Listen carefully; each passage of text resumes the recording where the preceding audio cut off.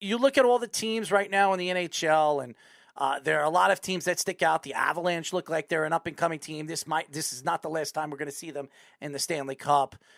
Edmonton, if they could find themselves a goaltender, maybe you, they could be up-and-coming team that could go there every single year with the talent that they have. There are quite a few teams that stood out to me throughout the playoffs that are missing one or two pieces, and they could be right there every single year. What team, and I'm not trying to throw you under the bus, is there a particular team out there, if it's not the Las Vegas Golden Knights, is there a team out there that you see yourself sticking, fitting in with that organization? Honestly, I haven't even, just kind of going back to like the visualization thing. Vegas has been home for the last 5 years, other than, playing in Kamloops, but they've been my team. And right now that's where I see myself playing, and that's where That's a good answer. That's a good answer. I'm not going to throw him under the bus. He answered the question. No, I'd tell you if there was another team. Did you go? What team did you grow up? Obviously rooting for. The Vancouver Canucks, because I'm currently in downtown Vancouver right now, actually. Vancouver. I love. By the way, I love Vancouver. I think it's a beautiful city. I was there for the draft. I got a chance to sightsee. The water over there is beautiful. Everything is beautiful over there. And it's right over there where you could drive right down to Seattle and experience that, the Seattle area as well. So I think that's a place I would absolutely move to. But it's so funny over there. And I'll say this. Every time I went to a 7-Eleven over there was people wearing no shoes in the 7-Eleven. I would go there and I'm looking around. I'm like, oh, is this like a trend over here? You don't have to wear shoes in the 7-Eleven? I'm telling you, man, every time I went to I took an Uber and I went to 3 different 7-Elevens, and there were people, walking in there with no shoes. I mean, have you seen that before? You must have been on Granville Street or something. Something. I don't know what the hell I was, but there's no, I mean, I think Canada in general is definitely a little more laid back. Yes. Than the United States. But that I've definitely seen it. Maybe I don't pick up on it because I'm used to it, but I'm gonna have to keep an eye out for that now. I mean, I'm buying a sandwich when I obviously got there late. I was there at like 12 o'clock at night. Before I got to my hotel, I said, "Could you take me to a 7-Eleven?" He's like, 7-Eleven? Yeah, it is 7-Eleven. So I go to a 7-Eleven, and two guys, one guy's standing outside dancing around in front of the 7-Eleven. He's wearing no shoes. His pants rolled up to his private areas. He opens up the door, and I go inside, and the guy that was like, I don't know if he was working there or anything, he was opening up the doors for me for my drink. I'm like, wow, what service? He's wearing no shoes. I'm like, dude, could you clip your nails or something? That's disgusting. So I grab my sandwich. I'm like, just don't touch my sandwich, okay? So I walk right out. I jump into the Uber, and I'm like, I've never seen that before. So I said, before I left, I said, let me go to 2 more 7-Elevens. And it's like something about over there. Maybe it's the 7-Elevens. I don't know. Maybe people just don't wear their. I don't know. I have no idea. Could be the 7-Eleven. Yeah. No, I wasn't at that. It was 2 different 7-Elevens besides that one I went to. So it was very unique. So I guess it's Vancouver over there. But I love it over there, and it is definitely a place that I would move to, 110%. Just as long as you don't end up in one of Ashley Sarge's hotel rooms. Oh, my God. Can I tell you something? This man, Ashley Sarge, he works for the NHL, all right? Yeah. So he tells me to meet him over there, all right? So he tells me I got a hotel. So I said, okay, where is he? He says, it's at the backpacking district. Now, I know backpacking districts, it's a slum place, right? So I said, Ashley, is it a nice place? He says, yeah, it's fine. So I get up. I get to the place. There's graffiti all over the wall, okay? And I'm like, this doesn't look like a good place. So I had to knock on the door, and I had to give him a code to open up the door, okay? And then he comes down, he gets me in there. I walk up, and there's one bathroom on the whole floor, and there's like 10 rooms, okay? So everybody's sharing a bathroom. That was a no-no for me. And then when I got into the room, there was one bed. I said, Ashley, where am I going to sleep? He says, well, you can sleep on the floor. He's like, dude, they look like mice live on the floor. I'm not sleeping on this damn floor. That whole night, dude, I called every single hotel, even on the outskirts of Vancouver, to take the train or whatever the track over there. I found a train right outside of Vancouver to jump on the track over there to get to Vancouver. This man wanted me to sleep on the floor for 3 days. I mean, is he out of his mind? And then I took a shower. I took a shower with my socks on. Just to take a shower in a public bath because I took my flight was like 6 hours. So it was disgusting, dude. That sounds brutal. Yeah, well, I'll tell you this. I feel for you, man. That's tough. Well, guess what? To make it all, interesting, the guy that I was rooming with had one leg. So that was interesting by itself. Wow. It just keeps getting better. It does. It gets better. I mean, no offense. And shout out to Ashley Sarge. Love the guy. But he is an interesting character, to say the least. That's why he brought up, hopefully he doesn't take you to one of those backpacking districts.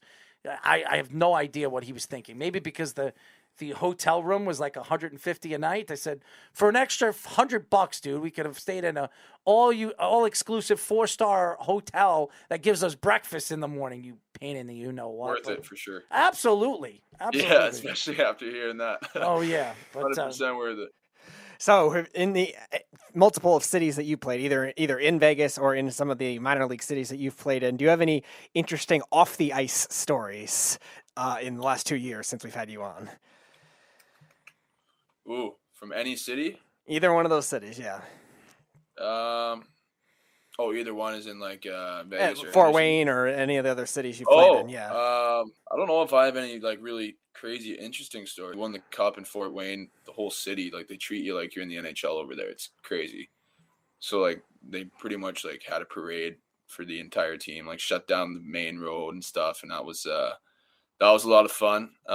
They shut down like the bar restaurant, the biggest one in the city, and had a big sign that said for the cup only, and that was pretty fun too. And we had a great time obviously there. You know how that goes when you win a championship. So had that fun, and man, I don't know if I have anything else for you coming to my head right now. To be honest, I wish I did, but I don't. One more question for me. As everybody knows, we're talking to Golden Knights goaltending prospect Dylan Ferguson. How is your family doing with the whole COVID situation? Obviously, 2 years of just absolute craziness, and I would hope that it's slowing down, even though it's still going on. How has your family been? How has your family been from all this? And what have your family done to protect themselves from the whole COVID situation? Yeah, I think so. My mom's side of the family is on Vancouver Island, and I'm up here with my dad's side of the family. So I'm kind of going back and forth quite a bit and doing that kind of stuff. They want me to sanitize and all that, Mm-hmm. but. Well, I'm not there. It's all been good. As much as you want to believe it's controllable, I feel like getting COVID's pretty uncontrollable. I had it last year and just got it really randomly. Like wasn't going out anywhere. You can just walk past anyone and takes one particle and you have it, right? So overall, it's been good. Everyone's still healthy and safe, which is, priority number one and means the most to me. And, everyone I think is still adapting, which is crazy. What is it, 3 years later? Yeah. Yeah. And, you still hear these stories of there might be a new strain, all this, but whatever. I think now is the time to just live in the moment, listen to what they're saying and be safe. But, you can't let it indulge you. So I see you got the Henderson jersey with a couple autographs on that. What are the significance of that? What's the you got your Vegas one on the left. Yeah, I got both is that your own autograph or is that the team's? What are those? So that was my first shutout in Henderson. Nice. That was my year one, and I got that jersey and actually signed it to my dad. So that one says first shutout, love, and then I gave a little signature to dad. You know how many saves you got in that one? 29 against Very Bakersfield nice. Condors. Mm-hmm. Look at you, man. Well, we really appreciate your time as always.